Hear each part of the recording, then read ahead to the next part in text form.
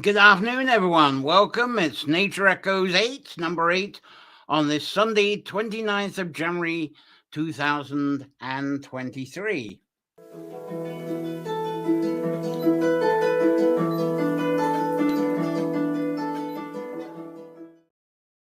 Well, thank you all for joining me on our weekly time of echoing news, stories, poetry, and art, connecting this to nature folklore, the holy wells, and our precious water, woodlands, and wildlife. So, hail, hail, whole, and holy good health to you all. And through this edition, we're going to be focusing on Bridges Day and Imbolc, and let's try and get some pictures up for you. No, that doesn't work either. So that's a great start. Uh, there you go. Yeah, British Day and Imbolc is what we got. Got all kinds of stuff popping up on my screen that shouldn't be. But we're also going to have some reflections on tree groves and water sanctuaries.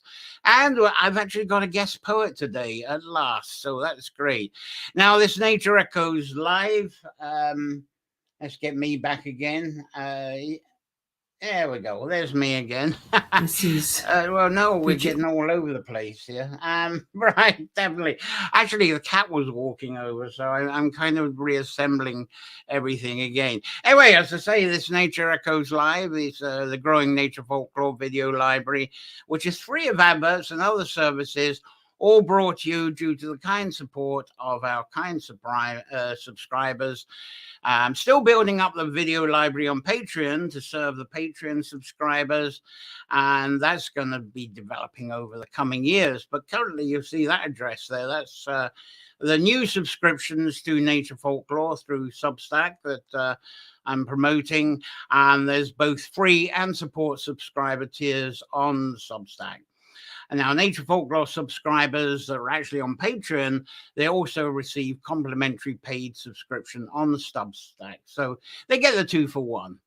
And as I say, that's the link there. It's for subscribing to Nature Folklore on Substack. And you'll see when you visit my Substack that on the paid tiers, I've deeply discounted the annual rate. And you can discount that further if a group of 2 of you or more join all together. So support from me if you wish to join as a writer. As I say, your subscription, if you choose the paid tier, it goes a long way towards keeping the show and the video and article libraries afloat. So thank you heartily for doing that. And there is it's all free of pop-up advertising.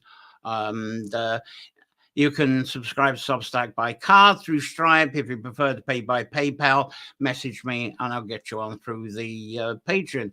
The giveaway, I'm afraid the giveaway is not on today. I'm going to put that on hold for a couple of months. Sadly, because numbers have been down, but I see the numbers are coming way up today. So this is a popular one. You watch. We'll get 100 viewers, so I'll have to bring back the giveaway. But at the moment, it's not on.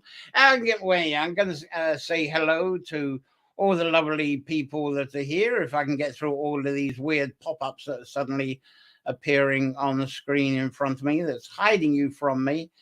We've got Rafa Vertello from Rome in Italy. Thank you for explanation. Yeah, I'll do the sort of hustling right at the front there, Rafa.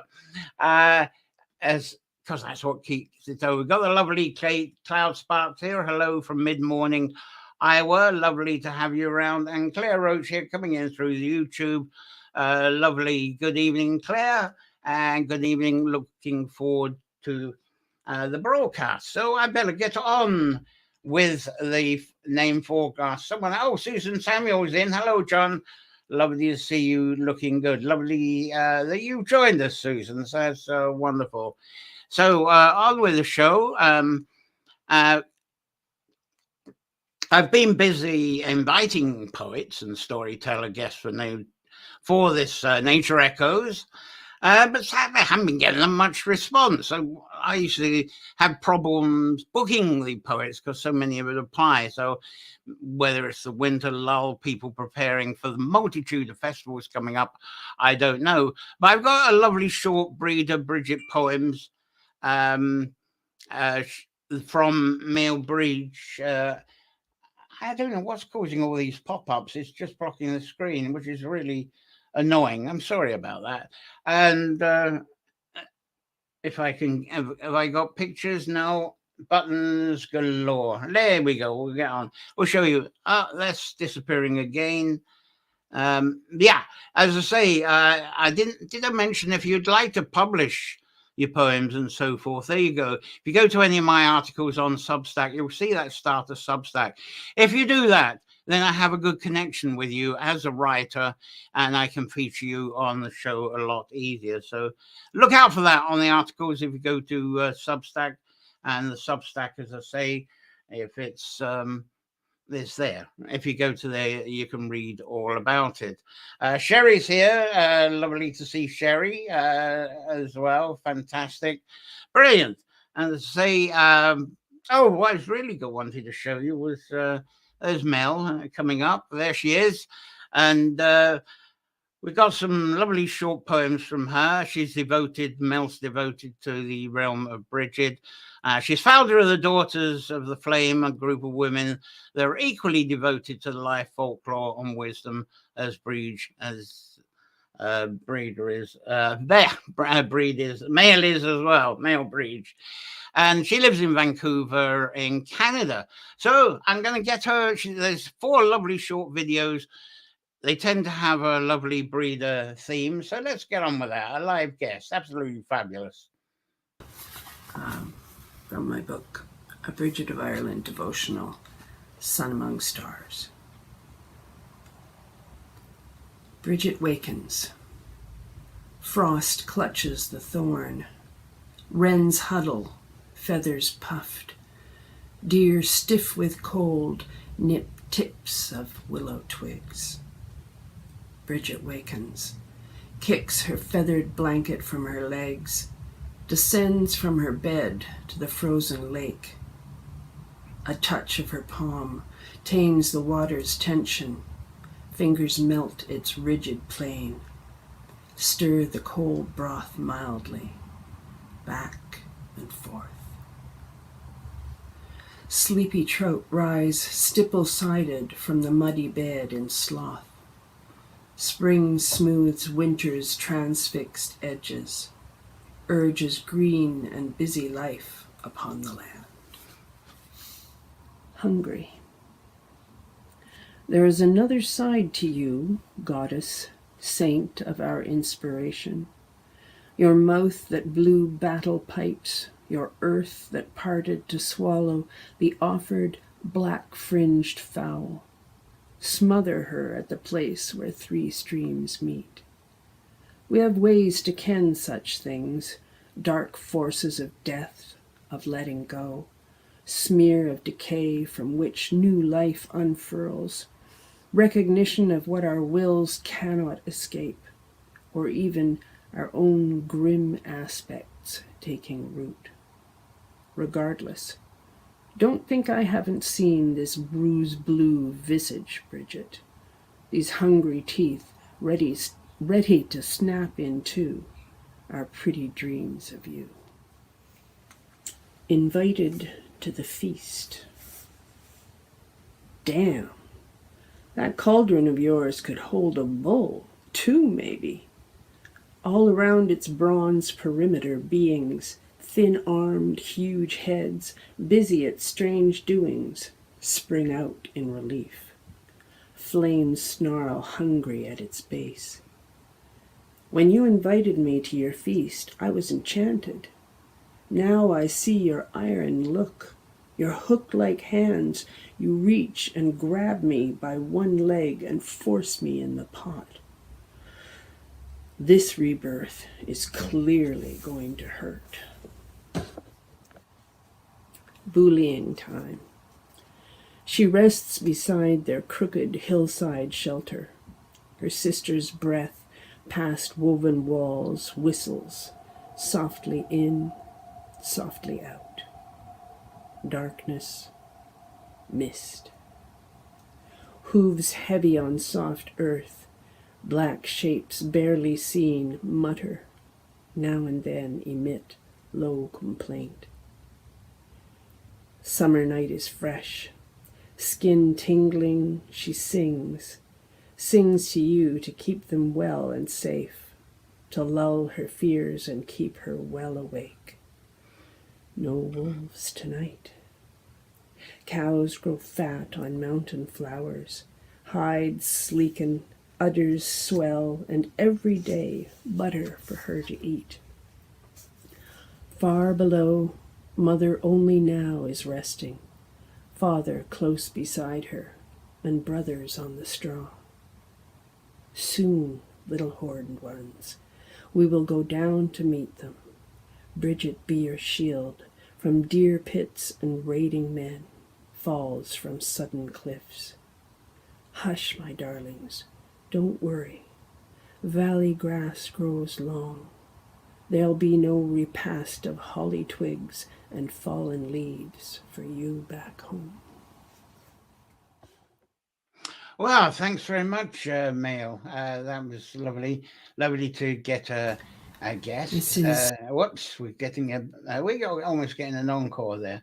Um, yeah, fantastic. Anyone else? As I say, I've been sending notes out to several of you, but we'll get more guests over the weeks coming up. So, Bridge Day and Imbolc days, they're almost upon us. And because of the many variations of approaching the time, it's impossible to cover much of the show. But I'm going to give a few pointers. There's always that shaggy dog debate of when Imbolc is, or Imbolc. And since the Gregorian calendar was invented by Pope Gregory, he was Pope Gregory the 13th, and he released upon us the Gregorian calendar around Sawan 1582. And then that took over the whole world.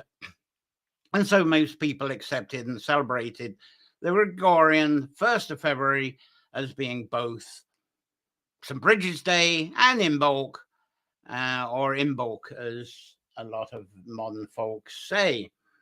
Right, and one of the things you'll be doing on the eve, on the 31st, is putting your brat breeds out. The brat breeds that's put out along with your milk and your baking. I'll talk about the baking a bit later on to catch the eve of Bridget's Day. And it looks like there's going to be quite some dew here and even soft rain. So you'll collect plenty of water to wring out and keep for the year in your first aid for the year coming up. Now, a lot of Christian churches, they recognize Candlemas instead. And I got a picture for that. No, that's the Reverence of the Hotel. I had something on Candlemas. Anyway, let's get back to me because I didn't line up the photos properly. I'm sorry about that for that.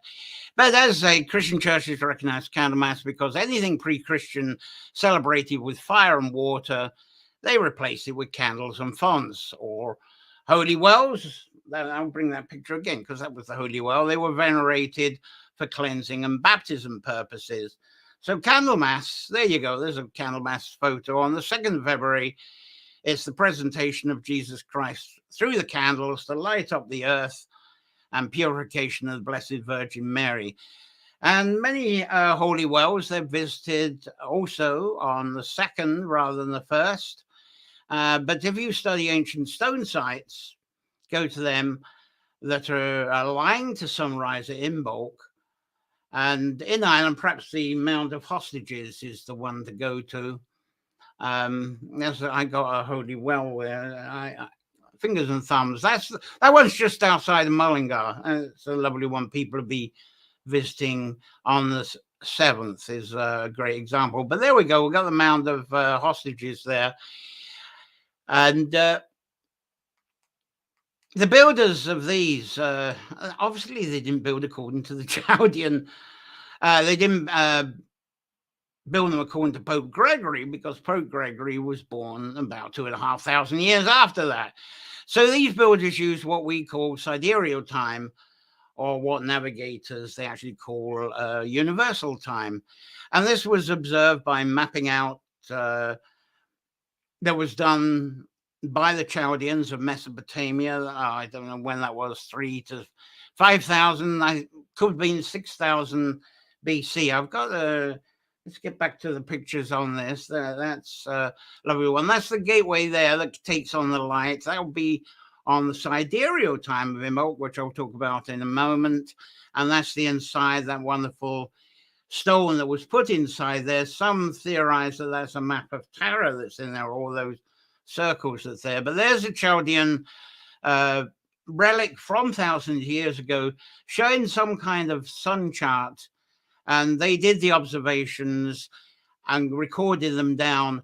And they incredibly put precise mathematics together that gave us the sidereal time. As I say, that was used for sea navigation, the creation of star circles, which we call zone circles. And these star circles, by a lot of evidence, has been found between the Balkans and the Baltic, being used for the purpose of planning and conducting the farming cycle. Because obviously, if there are not observations of where we are in the year, the farming would have been pretty much impossible. So sidereal time, it's extremely accurate. The Chaldeans were incredibly accurate. And to understand it, I'm not going to go, I'd need a workshop on it. But if you go to Google, etc., and look up the precession of equinoxes, read the articles, you'll get quite a bit of understanding. There's a lot of lovely diagrams and videos, etc. But perhaps the most popular observation is it looks like in Ireland, it's really the mound of hostages. There's another picture there. That's what it was before they restored it a few years ago, and the light would come through there on the sidereal Imbolc time. And this year, the point that be happening is at 8:37 p.m., 3rd of February. So people will be collecting up, observing the sunrise at that cairn, either on the morning of the 3rd, or if they want to be closer to the time, on the morning of the 4th. So there'll be a few people collecting up there and camping out and the things they do there. At the moment, the weather forecast is actually cloudy on the 3rd and 4th if you go to the Hill of Tara. But there'll be the good crack anyway. There's no forecasted sun at dawn there. Now, the best Imbolc sunrise observation is at Cairnell up at Loch Crew, but the farmer there won't allow any of us there. There's no access. And I got some pictures anyway, because I sneaked up there once. It was several years ago, so that's to show you what I got. And there's the sun coming up there, and it shines into the cairn. I've only got a couple of pictures up this time. And there's a standing stone there, and the standing stone actually captures the light, and it sends it off 90 degrees off into a chamber, which has actually got interesting carved stones. So that's what happens there. Now, another interesting phenomenon on the ancient sidereal calculation is the Imbolc. It happens at Imbolc, it's also the exact middle of the sun in Aquarius. And in ancient times, the sun in Aquarius was not a symbol of a man pouring water. I think I've got a man pouring water. Do I have? No, it's the woman. There you go. The symbol, the earliest symbol, is the woman pouring water for Aquarius. And that's so symbolic for everything about Imbolc. I'm not going to go into it this time. I put some videos up next week on this. But the idea is partially a celebration, if you go on the goddess side, of the snow melting, of the waters flowing down the swallow holes on the hills, going underground. And this is why the wells are celebrated, because there's a whole renewal at the wells, thanks to the woman pouring the water from the winter down. It's a very beautiful imagery that I'm actually racing through at high speed here. But the ancient Imbolc time, the celebration seems to be many of the things Bridget is associated with: water, healing, divination, poetry, cattle, milk. But on the Imbolc, on the sidereal time, it doesn't actually include Bridget itself. It's a celebration. I gave the example there of the pouring of the water. But some modern enthusiasts, they've applied a neat and tidy approach to celebrate St. Bridget. So most people have moved to the 1st of February to recognize it, even though our current Gregorian calendar was created 1,000 years after Bridget's birth. So it's a little bit irrelevant for some Brighid as well. But the goddess Brighid or Breed on the dawn of sidereal time or the following dawn, there are still enthusiasts for that, and they will collect up, as I say, at the Mound of Hostages on Tara, and there's other sites as well. Others celebrate Brighid, the first full moon that's after 1st of February. Or the new moon that's before the 1st of February. Now, we've got this holiday coming up in Ireland, this first Brighid holiday, and some people are highly celebrating this because we've got a full moon over the actual holiday period on the Saturday. And do I have, there we go. Oh, that's lovely. That was when we got together one Imbolc, and there was a celebration of water, and the woman there was pulling, that's Shannon Pot up in County Cavan. And talking of swallow holes, that's fed by several swallow holes, and that's regarded as the start of the Shannon. And there's water being poured at the point of Aquarius into the Shannon pot to flow down the Shannon. Very symbolic there, absolutely wonderful. So I'm glad I got that one. So there we go. There's an artist imagery of Brighid, and the moon. That's the only one I could find for that. Right. That's all I'm going to say about Bridges Day and Imbolc for today, other than I'm going to talk a bit about the Biddy Boys and the Girls very shortly. I've got a series. I've been putting it up for the Patreon people and certainly on Substack. Last Sunday, I had Breeder's mother. You'll find at 6 o'clock today, up goes Breeder's father. I'm going to put some extras up because I'm racing to get these edited and up for you. So hopefully by Tuesday, which is the 31st, I'll also have the videos up for the Breeder and her sister's journey to Kildare. And then there'll be another video on Kildare itself.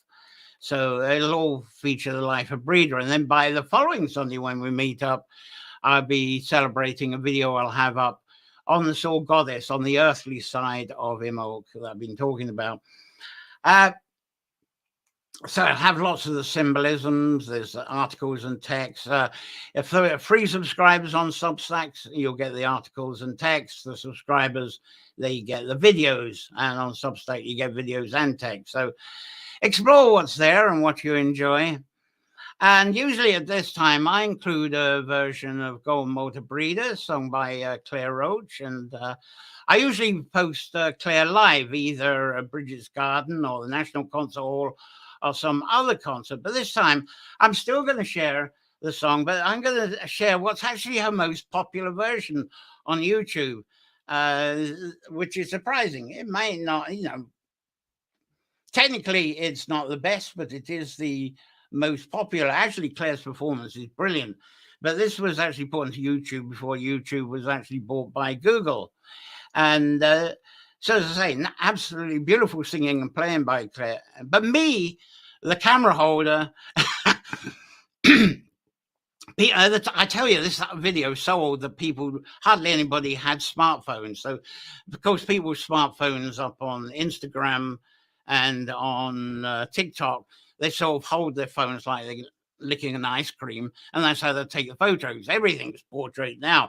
But we were in the number 29 Museum House, that's Lower Fitzwilliam Street in Dublin, and I don't know why Claire was planted in the drawing room there, and someone called out, "Claire, a group is coming, play and sing."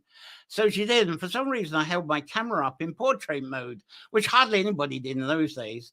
Of course, everybody does now.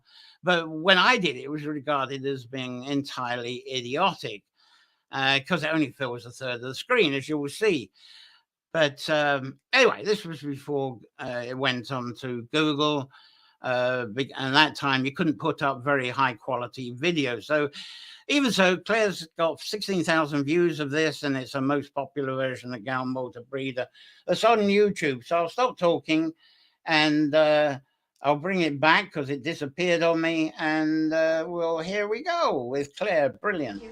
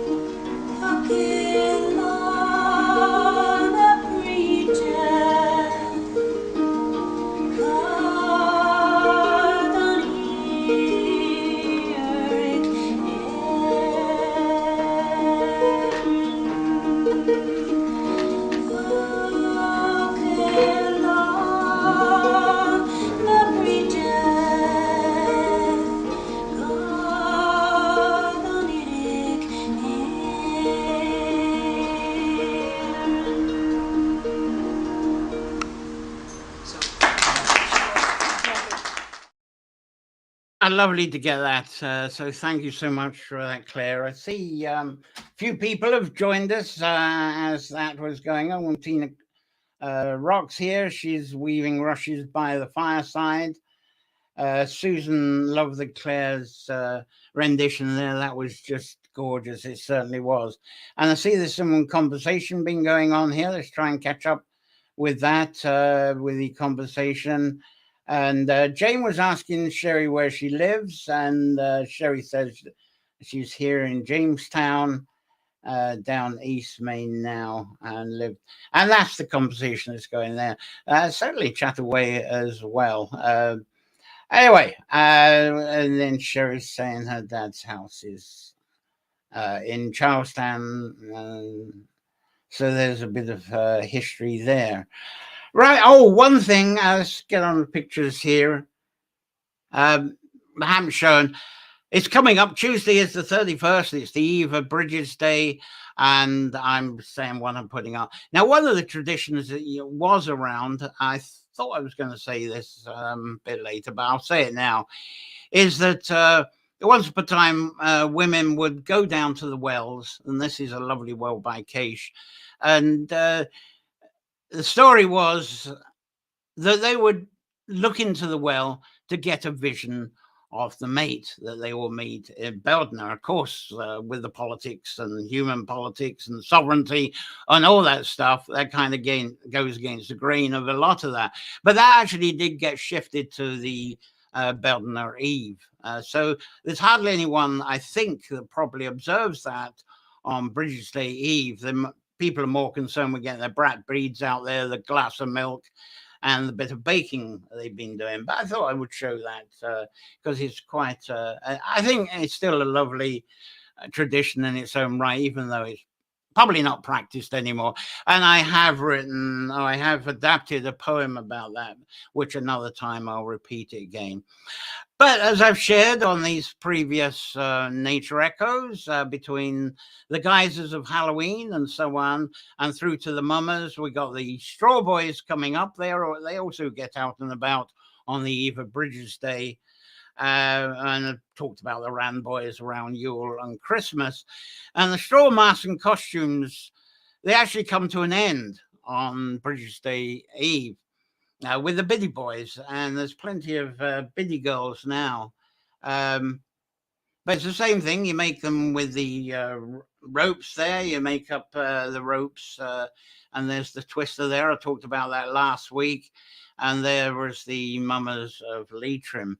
But I'll show some Biddy people shortly. But Edwina Guckian, whose first passion is Chinook dancing, she loves traditional music, song, and traditional customs herself, and she launched the wonderful Sowing the Seed project in County Leitrim, and this followed the oat crops, and because it starts planning after Imbolc. People get their seeds, they learn about them, and the whole thing is about learning the cycle of creating your own oat crops from the seedlings right through to the harvest, from the threshing and the winning to separating the seeds for food. And you've got the straw left for other purposes.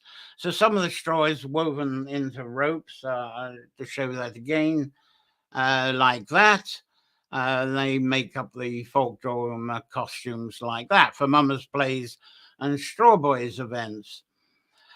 The result, what happened was it was an incredible motivation in County Leitrim. It really brought together a community spirit amongst a lot of the towns. And they are very small towns around Leitrim, but the community in each of these towns was really startling how this happened in just a few short weeks. All to revive the mummers tradition in some way in every town, every community, because there were communities that were outside the towns that got together with this. And it wasn't just Leitrim. The buzz went into Mayo, into Sligo, over into Cavan.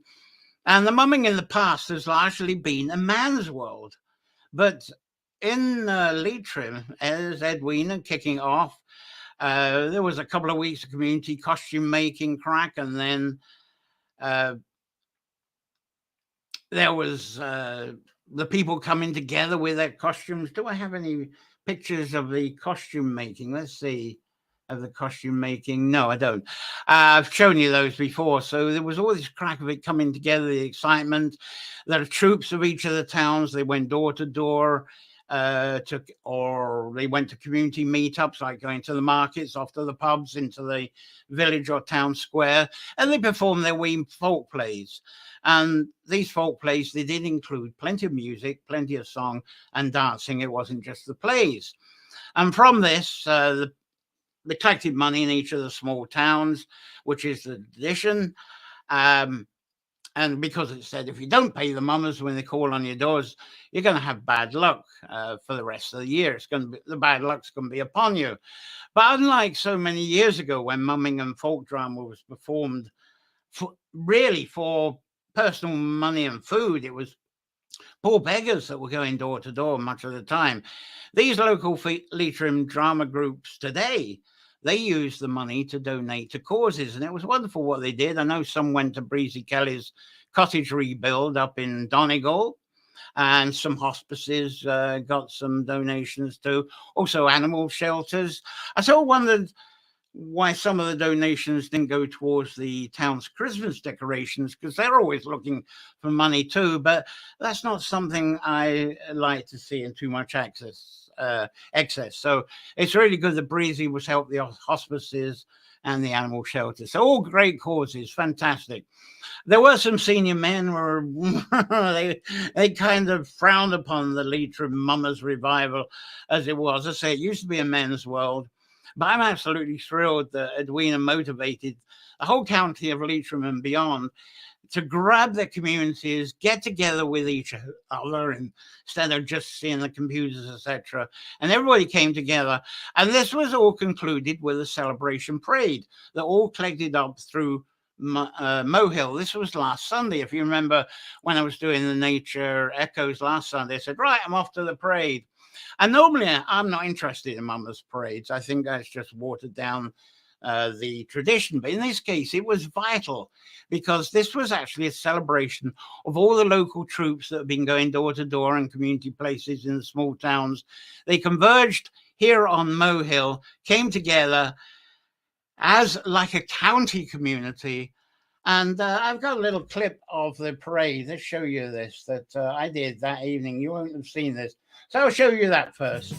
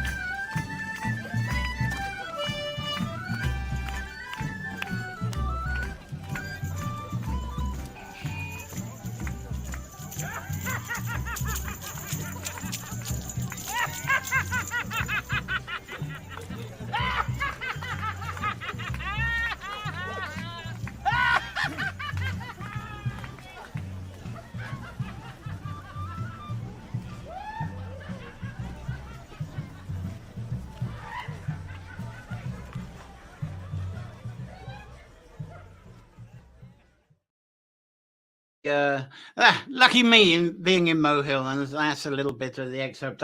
I was standing by the old Caroline statue, taking that one, and it's lovely. Have you noticed at the end the Orgakilly Maud people were there? They came from Fermanagh, so that was lovely that they part. And the haggling woman there in the north, she tends to be the Biddy, and I'm going to be talking about the Biddy in two concepts as well. But my filming after that parade, there was what's called the join, a Kaylee that everybody came together, joined together. Unfortunately, my video of that wasn't so good. Something went wrong with my microphone, and I haven't been able to borrow someone else's. But it was amazing because one thing that was really featured well in that is there was a mummers play actually performed there along with Kathy Jordan and her amazing band that was there. It was an incredible night out at the Lochrin Castle Hotel here. And when people first were coming together, they really put this whole mummers thing together in Leitrim in about 6 weeks. And a lot of people didn't really remember. I hope you're getting. I hope that's not someone saying the sound is not coming through. No, I'm not getting the message through, so can't say that. I know sometimes people say that. Okay, I think everything must be okay on that. Just check it's not one of you. Right, okay. Kate sent me another Biddy thing. Anyway, these people, as I was saying, 6 weeks before Christmas, they were putting this thing together. That's when they started. A lot of them who volunteered, just like the excitement, people coming together. And they didn't know or remember much of the original traditions, especially the individual mummers characters. I just mentioned the Biddy just now. But by the time we got to this join, this Kaylee that was after the parade there, the people had really become very passionate about the whole mummers tradition, and they really understood a lot of it. By the time they got there, they knew the different characters, the captain, the Biddy, the opponents, the doctor with the mad rhyme, all these characters, they really had got into it. So next George season onwards, it's going to be mighty, not only in Leitrim, but I can see this really spreading in this way around Ireland. And to me, that's far, far better than the trick-or-treat nonsense. Absolutely wonderful. I'm excited about it myself. Anyway, I'm going to close on that because we're coming up to the end of that season. And I'm going to talk a little about the biddies. I think I've got a photo. Let's give you... I haven't got a Biddy. You saw her at the end of the film, so that, I'm going to talk about what she is. But I'll show you here. There we go. There's some Biddy people. They're in Kerry. And you see there's a difference to those people in the parade. I'm going to talk a bit about that.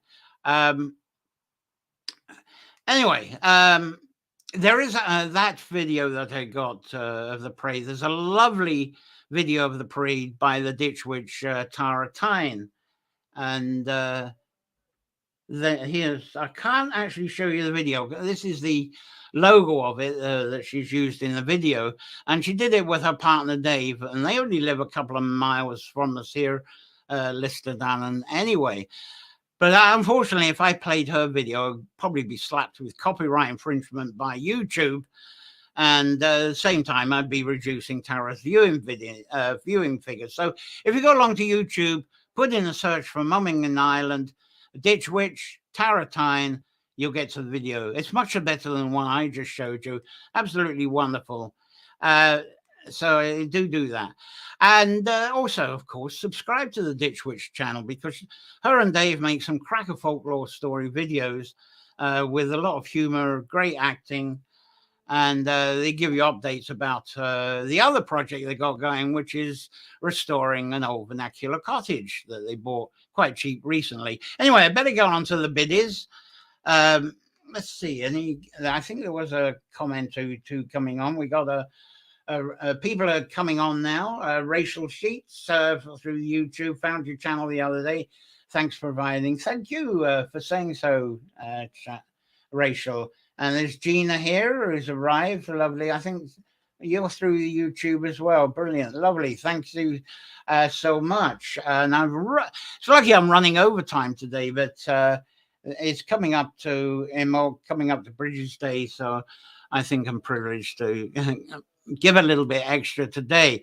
Now, the Biddy. Let's talk about Biddy. Biddy can be the character in the midwinter mummers plays, that cackling woman at the end.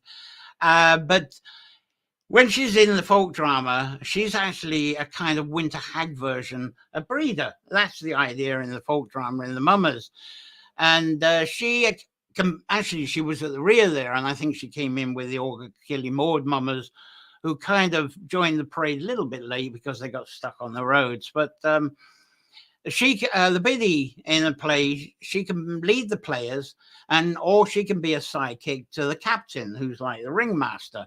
But it's the Biddy that actually puts the ring together. And she draws a circle. When I used to do the mummers, when I was a young lad, the Biddy actually drew the magic circle that he performed in. You couldn't come out of that circle, and the audience couldn't come into the circle. So she would draw up the circle for the performance. And at the end, you see she had a bag in that in the parade there, and that's where she collects the money, collects the change. So she sort of shout around like that, "Come on, hand it over," and she collects the money after the performance. And anyway, in Kerry, as I say, and extending fast beyond Kerry, the Biddy is the name of the folk drama players there, and they've come up with they are the real assortment of characters there in Kerry. And the Biddy Boys, as it once was, they were originally urchin begging boys that went door to door, and of course they thought, we did all right with Christmas, didn't we, lads? So let's rile up an excuse to do it all over again before British Day, and we can double our money and our food supplies. And probably the Biddy Boys were inspired, of course, by the Wren Boys. But instead of carrying dead wrens, they actually would cover the Brighid dolls. So it's like a fusion of using the British Day traditions by carrying the British crosses, the Brighid dolls, and reminds me a bit of the English penny for the guy at Sawan, which of course over there changed into being Guy Fawkes Day, penny for the guy. But today it's definitely Biddy Girls and Biddy Boys, and they're not in ragged straw costumes now. The straw hats are still there. Let's get on to another picture. Is that the dancing picture? Let's get back to as it was, I think. Yeah, the music's played by the Biddies, much more than it is by the Mummers. There we go. And they really get into it. Notice the white suits there. They get into a lot more music and dancing. Of course, Edwina loved that because she was pushing that much more within the Leitrim Mummers as well. She probably was inspired by the Kerry Biddies for doing that. Anyway, there's certainly a lot of dancing with them. And in addition to the straw hats, the Biddy Boys and Girls, they dressed in white, and obviously to represent the breeder snowdrops, the white colour. And there they are on their march somewhere in Kerry doing that. And notice the red ties. I don't know what the red tie imagery is all about, but a lot of the time they carry crosses. They still carry bridles and breeder dolls, and both the crosses and the breeder dolls, they can actually be the natural gold color, or sometimes they get dyed in red as well. And Edwina, she'd love to see the Biddies spread out of Kerry and more around Ireland. This is something she put together. This is the Crease breeder, and she made that with oat straw, did the roping, like I said earlier. And she took that off to the Temple Bar Tradfest that's happening in Dublin right now.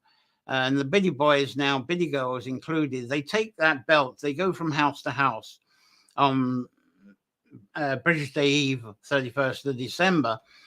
And the people of the house or the cottage, what they do is they actually pass through that belt hoop, and that's for good health and good luck. Obviously, a lot of people will struggle to get through that, so they're helped by putting it over the heads like a hula hoop. And there's a rhyme that's actually recited when they go through the hoop. Breather's girdle is my girdle. The belt with 3 crosses. I'll show you about. Yeah, see, notice the 3 crosses there. Get up, woman of the house, and go through the girdle. However, we're with you tonight. May you be 7 times better a year from tonight. And here, as I say, here's the next picture. This one is next one up, please. And that's Edwina there and some of her Biddy women. They're heading off to the National Stadium there. And they're going to be, well, it was yesterday, I think. They were part of a performance of Women in Music that was featuring Mairead and Miani. I always stumble on her name, pronouncing Miani. Mairead and Miani of Horton. Mary Chapin Carpenter was there, Moya Brennan, Trina McDonnell, and Mairead McDonnell. They were all there. And there were other women that were part of the Tradfest Temple Bar. So the Celebrity of Women is also a tribute to Brighid. That's why they got this together for the Tradfest. And especially is this year, it's the first year of the official St. Breda holiday weekend in Ireland. And that's thanks to the campaigning by the women of Her Story, who is herstory.ie. Just as the reverse of his story, if you go for, I haven't got the spelling up, but if you go to herstory.ie, read all about it. They're encouraging and promoting women storytellers. And it was founded by Melanie Lynch. I think there she is there. That's Melanie Lynch. And her mission is to create the dance of equality. And Her Story has this lovely logo here. There it is. It's art by Courtney Davis, and that's their breeder logo that they use at Her Story. And the new breeder Brighid holiday in Ireland, it's not going to happen on 1st of February. This year it's going to be the 4th, because it's going to be on the first Monday after the 1st of February, and it'll include the Saturday and the Sunday before that. So this year, the weekend dates are the 4th, 5th, and 6th of February, the 6th being the Monday. And my next broadcast with you is actually going to be on the Sunday of the 5th of February. And next year, that Monday will be the 5th of February. And it's not going to be until 2027 until the Irish Brighid holiday will land on the actual 1st of February. But why is that important? I explained about the different timings. This year, we're going to be much closer to the ancient Imbolc time, which is great. Anyway, this year, the weather weekend is also capturing the next full moon. That's on the 4th. And what's even bigger than that is next year, 2024. It's going to be exciting because according to leading Brigadine experts, 2024 marks the 1500th anniversary of the death of St. Brigid. So both St. Brigid's Day, 1st of February 2024, and the Brigid's Weekend holiday next year, that's going to be mighty. It's going to be absolutely huge. And not only centred around Kildare and supported well by the Kildare County Council, but it's going to be a real big national event around Ireland. And the project is called Brigid 1500. There's a website, if you can remember that, Brigid 1500. And there's actually going to be tastes of what's going to be happening next year at the Brigid get-togethers this year, especially at Kildare. Have I missed any of your comments while saying that? We got someone else here, have we?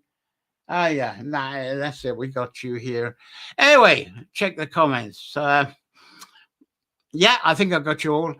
Now, as people are, have you noticed that since everybody's been released after the lockup, people are out and about much more than they've ever been, especially this year, I've noticed. The amount of festivals, the amount of events in Ireland that's already selling tickets, there's so many already organised on the way, and festivals are selling out at high speed this year. It's absolutely staggering, especially the number of people attending them.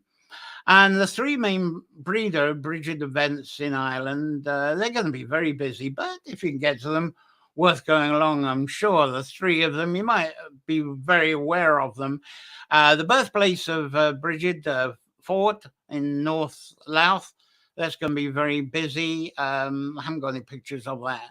But Kildare, of course, make the most of the event. And that's facilitated by the Kildare Council along with the Solus Breeder Centre.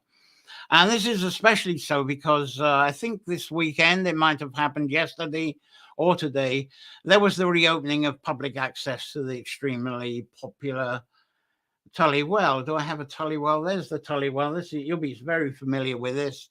That's the Tully Well there. That's not the restored form. That's before they messed around with it.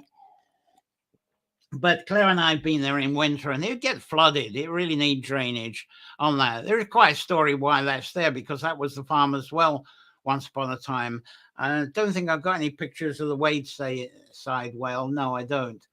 But the Wayside well was the original one, and but there was a busy road at that time. This is going back way back, and the council were a bit concerned with someone to get run over as cars are replacing horses. So they went to this farmer's well over at Tully and made a lovely job of it to make it a place that people would feel at ease. The water was wonderful. It passed through from the well and the stream, and they made lots of beautiful features. And funnily enough, for the Tully well, the main road there moved over. So there wasn't a safety issue anymore. And now it's a cul-de-sac. It's a dead end because the road is completely out. And the wayside well is also worth visiting because it's amongst trees. It's by the car park of the National Stud and the Japanese Gardens. So go to both when you're there. Anyway, the Tully Well is where millions of people around the world, it's one of those places like Iona. I think nearly everybody gets to it once in their life. So it's been reopened. It's been drained to stop the flooding happening again. There's new fencing. There's a few extra safety features. And I think there's been some more oak trees planted there. Another place, the third place, is Brigid's Garden in County Galway. Always a gorgeous place to go there. It's between Galway and Oughterard. Lovely place to visit. Fantastic cafe and good food. Even to go there to see the bog oak sundial. And hopefully there is sun so you can actually see it work. The Brigid's Garden, it's a garden of 4 crosses, cross quarter times of the Celtic year, and it commences with the Brigid Garden, and it's beautiful, very relaxing.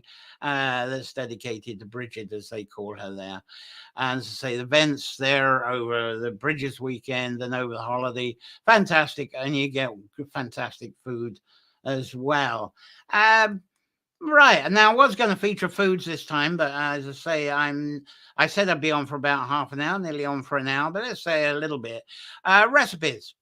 I recommend you actually go onto Google and look for them. But the clue is the cattle symbolism, because that includes the belly symbolism and the breast and the udder, the milk, the feeding. And so milk, especially butter and cheese, they're the starting points of food over British Day, over Imbolc. And we can add eggs too. And fermentations like kefir also, they're relevant really. And British symbolism also has connection to wild yeast. It's used both in bread making and in ale making. And the ancient grains are oats and barley. The spelt and the wheat, they arrived a lot later. So oats at least should be the ingredient of breads that you make at this time. And the British symbolism also is related to honey, because honey captures the sun. And there's a very similar connection to breeder and honey as there is to some goblet and bees as well. There's also on the Facebook and Instagram, there's a lot of chat and recipes for barmbrack, and it's a lovely loaf. It's a yeasted tea bread. I love it myself.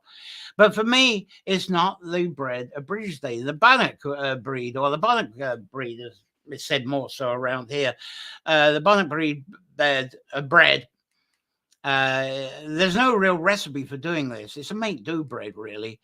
And often the flour available may just be oats, or it may be some barley, or it used to be. But these days, you can add a bit of wheat to that and fold it into your oats, maybe your barley. Crumble in some fat, whatever you've got, whether you've got butter or lard or a bit of each. And if you've got some wild yeast starter that you use for your sourdough bread, try that out as well. And if you use the sourdough starter and you end up with flat bread, well, that's okay too. It doesn't matter how it comes out. You can add a bit of honey if you like, another symbolism, maybe an egg. Modern additions are dried fruit soda with buttermilk and cider vinegar or both. And I think I've got a bit of a picture of that. There you go. There's the bannock bread there. Yeah, and see the herbs around that, because the fragrant herbs, definitely symbolic of this time. You could add some rosemary, sage, thyme herbs. I like adding roasted dulse in it as well, the dillisk. And also wild garlic. If you want a bit of a savory effect, you can start picking the ransoms now, even a bit of cheese. And once baked, you don't eat it all. You do this because if you bake it on January the 31st, first of all, you put some out on your windowsill with your milk and your Brighid, your rag, because Bridget will be passing, of course, with the cows, and she'd like to eat some of your bannock bread as well. But whatever she doesn't eat on the British Day, just crumble it up and then go into your garden and throw the crumbs over your shoulder, and that gives your land the blessing that Bridget has left for you the night before. That's the tradition of that. And also keep a piece of that bannock bread to put in a drawer that's not going to be disturbed. I hate to say this, but this is the tradition. Leave a piece in your drawer until Sawan of this year, because that will ensure that Breeder's blessing is with you during the entire growing and harvesting season. So there you go with bannock bread. And of course, leave some to eat yourself. I like it with a poached egg over it. Or you can add a fried egg or a scrambled egg over it as well. I was going to talk about Welland Groves today, but I think I'm going to leave that as an Imbolc subject for next Sunday. Give me something to talk about then. Comments are flying in. We got Myra here from San Francisco. Lovely to see you, Myra. Great. And Jane thinks I've lived a very full life. Fantastic. Anybody else have I missed? Any questions? I've really rattled through. I've been going on for ages and ages. Not so much for half hour. Try and make it half hour next week. But this Nature Echoes Live, the Nature Folklore video articles, library, the Holy Worlds Revival, and the Nature Sanctuary support, all of it, they're brought to you due to the support of you kind subscribers. And now I put up the Substack link where my Nature Folklore video and articles library is growing at 6 o'clock. In fact, in a couple of minutes, whole bang, the new articles will be up on the Substack. This is growing well. The library, the articles library is growing for subscriber members up on Substack, also on Patreon. They're all this content's free of adverts. So say on Substack, the free subscribers will get the article and some photographs. The subscribers get the videos. And if you're on Patreon, as I said earlier, I give you a complimentary subscription. So you only pay the one subscription and you get the whole lot, a 2-for-1. So thank you, subscription people. It goes a long way to keeping the show afloat and funding production of more Nature Folklore and Holy Worlds Revival videos that you'll be able to view ad-free, no pop-ups, anytime. And there is that free tier on Substack if you're not ready to subscribe yet, because I'd still like to keep in touch with you. On the Substack, subscribing through using a card, it goes through Stripe. On Patreon is through PayPal. So message me if you'd like to go through the PayPal instead. Sorry, I got an itch. But coming up on next Wednesday, we'll carry on Nature Echoes. I'll be going more about the goddess, the Imbolc, and the effect on the land and surrounding us, especially related to water and tree grows, which I didn't talk about today. Thank you. Jane says thank you in the comments there. And Andrea is here, which is lovely. Rosewood, thank you very much for that. And Jane, nice background. I didn't change my background today, so before I go, I'll change the background to something else. I had a few. That's actually on Lock Crew, the sunrise at Lock Crew. If I got anything else, I haven't got anything exciting. I'll leave you with a well, seeing as I'm going to be talking about wells a bit more next week. I'm really anyway, thank you. I've enjoyed being with you, sharing this evening's Nature Echoes. It's evening here, and if you're watching this after broadcast as a replay, please keep posting your comments, your questions, and I'll keep them answering. I do check the comments from time to time and reply to what you've posted, so click the bell icon on YouTube if you're there. That'll remind you of the next Nature Echoes coming up.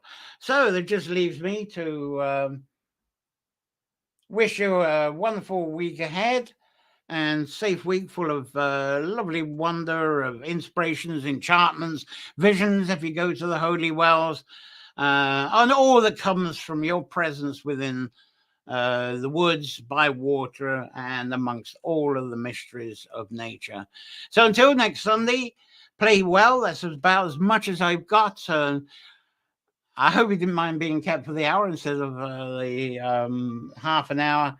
Lovely to see you. And just as I'm doing that, everything's shutting down on me. So I think it is time to go. Thank you. Bye bye there. Bye. I see you next Sunday.